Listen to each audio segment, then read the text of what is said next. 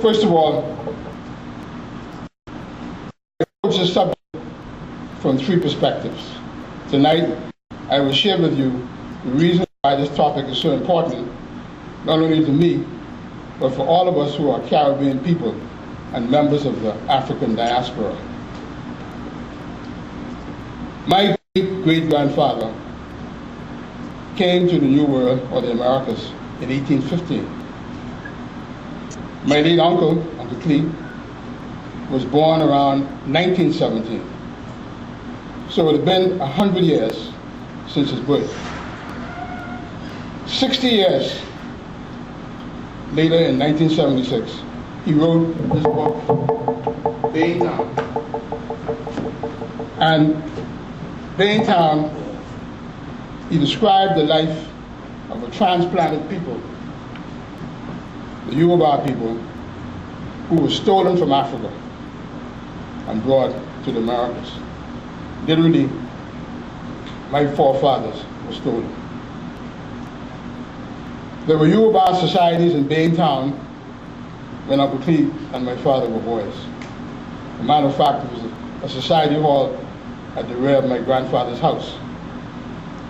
We knew that our village was at Beakuta, just north of Lagos, in western Nigeria, near Benin. In some historical accounts, they call the whole West Africa Guinea. He and my father ate African foods as boys, like fufu and igidi. My great-grandfather was originally Muslim and converted to Christianity. And I have a document here, which I got from the late Paul Anthony. And it is a document that comes from the Public Record Office in England. And it states that these Yorubas, whom they call liberated Africans, this document says, this humble petition of the President, Vice President of the Friendly Society to the King was excellent majesty. We, your dutiful and loyal subjects, natives of Africa, approach your majesty to acknowledge the blessings which it has pledged to bestow on us under the generous protection of your majesty and of the British nation. In adopting the language and habits of the English people, we have learned with these the truths of the Christian religion, which have moved them to be the protectors of the African race. And as Christians, we have formed ourselves into a society. This is this document. And so they became Christians. We know that Britain, great-great-grandfather, was rescued by a Harbor Island wrecker named Anthony Eneas. He adopted him, and he was given the name Eneas. However, he chose the name Britain because he accepted the fact that it was the British that saved him from slavery. And a few years ago, I met one of Anthony Eneas's great-great-grandsons, like me. And he confirms the story that it was passed down to him about this rescue which took place by his great-great-grandfather, Anthony Eneas. And I have here a document which was prepared by the late Bill Holoresco. Uncle Clee got Bill to do a family tree of Anthony Eneas and his family, as well as he had done Britain and the rest of us. And also, the individual who I met, his name was Anthony Pitt, and he provided us with some pictures of Anthony Eneas's children. A matter of fact, one of them went to jail in the U.S. because he was caught up in gun running during that era. But this is the relationship that developed. And he called me his cousin. The slave trade. Prior to Columbus's arrival in the New World, the slave trade was a business. However, when the Americas came into play, the trade was globalized. Until then, there were two major markets, and not necessarily African slaves. There was the trans-Sahara trade, which the Arabs in the north would journey across the Sahara to places like northern Nigeria to trade. And one of them trade in humans. And that is how my great-grandfather and them were Muslims, because of the connection between North African Arabs coming across the Sahara. And then there was the Atlantic trade, which involved Southern Europe, Spain and Portugal, and the islands off there and the islands in the Mediterranean. Europeans would draw slaves from the shoulder of Africa, Senegal and Gambia, and places like Cape were the first slaves. The Portuguese initiated an increasing scale trade. It was slaves became the primary commodity, and it was through connection. The Canary Islands, which was the Spanish, and the Madeira Islands, which the Portuguese, were supplied to grow sugar. And it was that that the trans slave trade and the importation of Africans to the Caribbean and the Americas. It was found in the Canary Islands and in the Madeira Islands at the time by slavery presentation. Madeira was the #1 sugar producing locale in the world.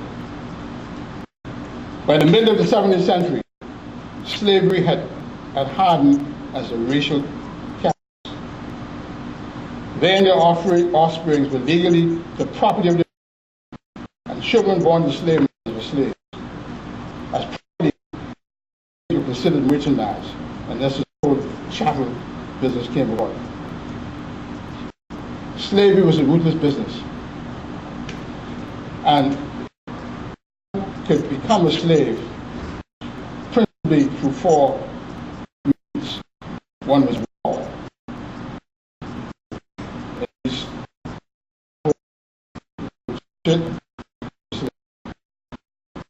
They were raids.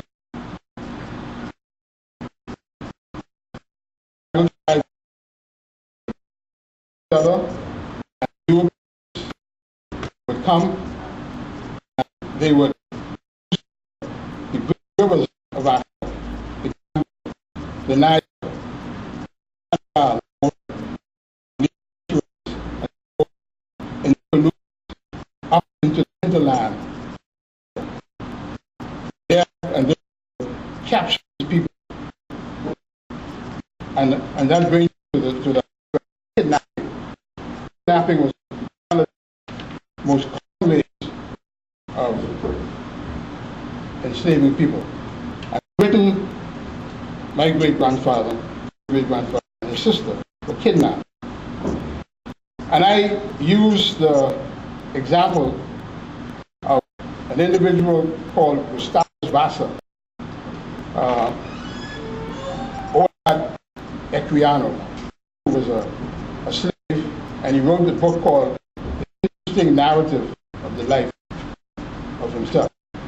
And this is how he describes his capture. When all our people were out to their work, as usual, only I and my dear sister mine the house. 2 men and a woman seized us both, and without giving us any time to cry out or to make resistance, they stopped our mouths and ran off with us into the nearest woods. And when I think of Britain and the Sister Amelia, I have to take into consideration the geography and where Abeokuta was located. So I made some maps so you get an idea of where Abeokuta is. And after the capture, we were headed down to the Bay of Benin and entering the Middle Passage to cross the Atlantic into the Caribbean. And one of the frustrations that Britain had all his life, he did not know where he was, his father didn't know where he was, and the story that we have, he was always concerned about the fact that his father knew where he was. And I just like to read, to give you an idea of what it was like if you were in the situation like Britain, who was at the time 14, and the Sister Amelia, who was about 11 or 12. When they arrived at the coast, the slaves were herded into castle dungeons or open barracons near the beach. These slave holds and stockade corrals could contain anything up to for men.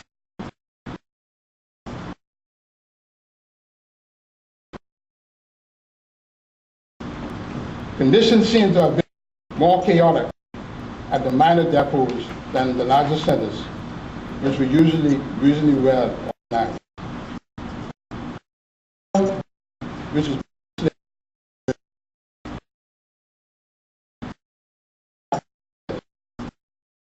captain of the and the captain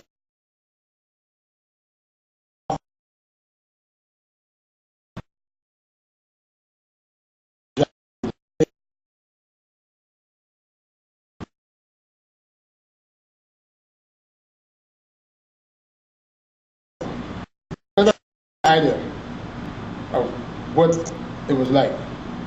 And they said that at the end of this exhausting march to the coast, the slaves were confronted with white men for the first time. For months, the coffles had settled with rumors that at the journey's end, semi-human monsters, which had come out of the sea, would eat them up, or at least fatten them up to provide a cannibal meal later. It is easy then to understand the captive's terror of these strange beings with horrible looks, red faces, and long hair.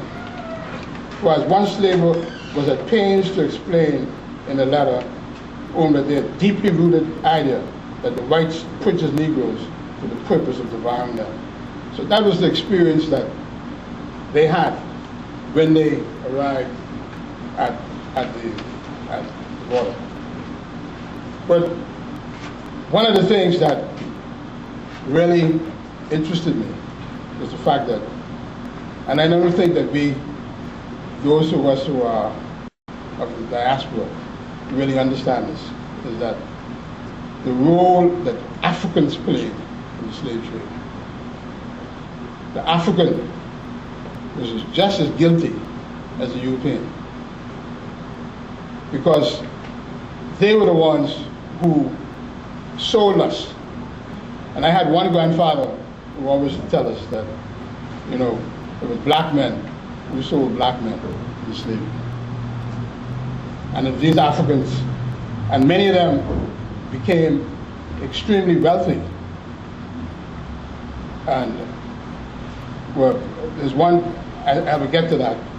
And the European participation was really at the coast, where they were brought sold, placed in these barracons, and then ferried out to the vessels.